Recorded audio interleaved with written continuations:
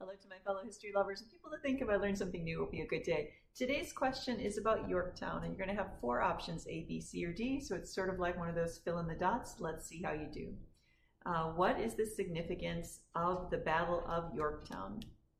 It is a gloomy day in March, so I have to have this circle thing so I can have some light, otherwise the video is too grainy. So I know that's annoying when you see that, but nothing I can do.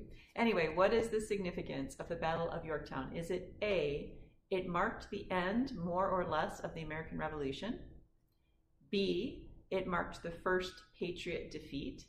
C, it marked the first significant Patriot victory? Or D, it was a stunning victory over the famous British Navy? Those are your options. I'll give you a minute. All right. If you said A, you were correct. And what was interesting is when they say stunning victory, the key part that was not true was the British Navy, because the British Navy doesn't even get to Yorktown. I did another video about this because the French Navy has blockaded Chesapeake Bay, so they can't even get to Cornwallis. And I'll link to that video. Anyway, here's what it says. After the Battle of Yorktown, where Britain's General Charles Cornwallis surrendered his army to General George Washington on October 19th, 1781, the Revolutionary War was essentially over. But if you're thinking, wait, wasn't it 1783? Yes, that's the actual end. But it says, however, although this was the last major military action, not all fighting ceased.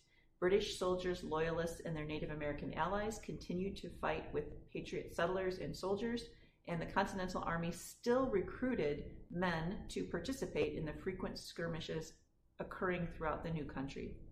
And this was kind of interesting. After hearing the news of Cornwallis's surrender, King George III wanted to press on and bring the colonists back into line, but others in England were weary of war. Parliament had had enough of the conflict and began the lengthy peace negotiations with the Americans. It took nearly 2 years for the official peace treaty to be signed in Paris, and as the war wound to a diplomatic close, clashes between old enemies were common and lives continued to be claimed.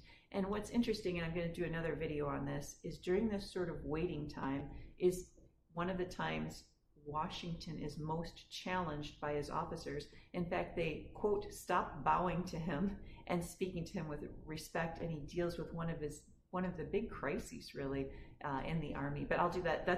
I'll just show you real quick. That's an article I'm reading on the Picket Post, which I'll do a separate video on. Anyway, thank you for letting me share. I'll see you tomorrow.